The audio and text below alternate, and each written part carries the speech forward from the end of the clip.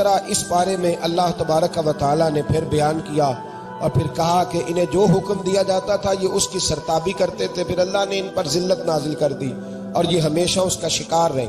قوم سبت کا ذکر فرمایا اللہ نے، ہفتے والے دن کچھ لوگ نافرمانی کرتے، ہمارے بھی ہیلے مانے ہیں نا آج کل کاروبار میں۔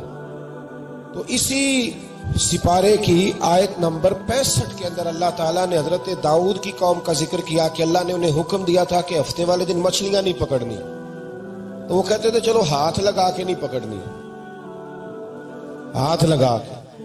وہ ہمارے لوگ ہیلے بہانے تلاش کر لیتے ہیں نا، وہ بڑے جناب انشورنس والا آ گیا، اب وہ بینک والا آ گیا، وہ فلانے صاحب آ گئے، وہ تروڑ مروڑ کے کہانیاں باتیں، اور پھر ہمیں بھی رستے مل جاتے ہیں بچنے کے۔ مفتی صاحب نے کہہ دیا تھا، ایک مولانا سے میں نے ان کو کہا ہفتے والے دن مچھلیاں نہیں پکڑنی، کا نہیں پکڑتے، چھوٹے چھوٹے حوض بنا لیے تو مچھلیاں زیادہ آتی تھی اس دن۔ یہ بھی اللہ کی قدرت تھی، نماز کے وقت گاہک زیادہ آتے ہیں، یہ اس کی قدرت ہوتی ہے۔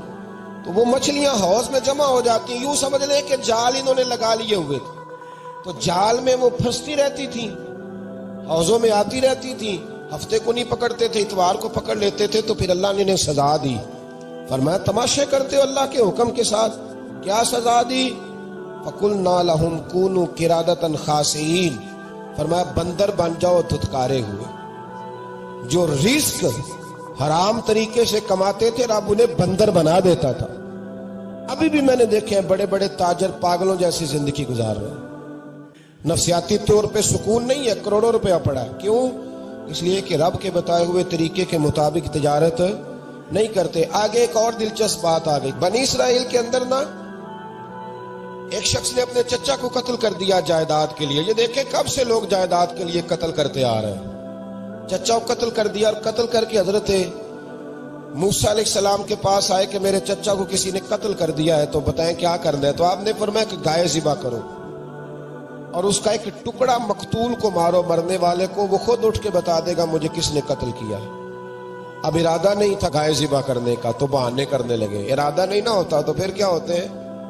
کہنے لگے گائے کس طرح کی ہو، بوڑھی ہو کہ بچی ہو، رنگ کیسا ہو، جوان ہو کہ چھوٹی ہو، حال میں ایک دفعہ چلنا سیکھ گئی ہو یا ابھی نہ سیکھی ہو۔ تو بتاتے گئے تو رب بھی شرطیں بیان کرتا گیا، گہرے زرد رنگ کی ہو، حال کے اندر اسے نہ چلایا گیا ہو، پانی نہ نکالا گیا ہو، نہ بچی ہو نہ جوان ہو، اس کے درمیان ہو۔ یہ ساری شرطیں کہاں پائی جاتی تھیں؟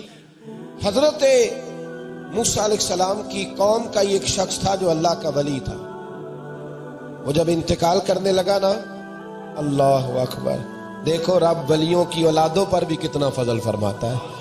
وہ جب انتقال کرنے لگا تو ایک اس کے پاس چھوٹی سی بچیا تھی، گائے کی بچی، اس نے جنگل میں چھوڑ دی۔ کہنے لگا یا اللہ میں تیرے نام پہ چھوڑتا ہوں، میرا بچہ جوان ہو جائے تو اسے دے دینا، اور تو سرمایہ ہی کوئی نہیں۔ بچہ بڑا ہوا تو بچہ بھی بڑا نیک تھا، اپنی ماں کا بڑا فرما بردار تھا۔ اس کی ماں نے کہا بیٹا تیرے باپ نے ایک گائے چھوڑی تھی۔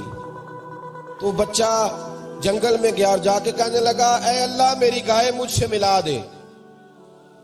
تو رب کریم نے وہ گائے واپس کر دی، وہ گائے گھر لے آیا۔ اب وہ کہنے لگا اماں بیچ دوں، تو اماں کہنے لگی بیٹا میرے پوچھے بغیر نہ بیچنا۔ کئی دفعہ گاہک لگے پر اس نے کہا جب تک میری اماں نہ کہے گی میں بیچوں گا۔ ادھر بنی اسرائیل والے شرطیں جتنی گائے کے بارے میں پوچھ چکے تھے وہ ساری اسی گائے میں پائی جاتی تھی۔ تو یہ ڈھونڈتے ڈھونڈتے وہاں پہنچ گئے تو کہنے لگے گائے چاہیے۔ تو اس نے کہا بھی تمہاری مرضی سے نہیں، قیمت میری مرضی کی۔ ایک مفسر نے تو یہاں تک لکھا ہے کہ اس نے کہا گائے ذبح کر کے نا تو جتنا گائے کے اندر گوشت ہوگا نا اتنا ہی کھال کے اندر تو مجھے مال بھر کے دو گے، اتنے سکے بھر کے دو گے، اتنی اشرفیاں بھر کے دو گے تو پھر تمہیں گائے دوں گا۔ تو پھر یہ گائے انہیں ملی اور یہ گائے لے کر کے آئے۔ زیادہ سوالات نہ کرتے تو زیادہ الجھتے نہ۔ ہم بھی دین کے معاملے میں بڑے سوال جواب کرتے ہیں، اتنا سوال کریں جتنی اس کی ضرورت ہے۔ ان لوگوں نے سوالات زیادہ کیے تو پھر الجھ زیادہ گئے۔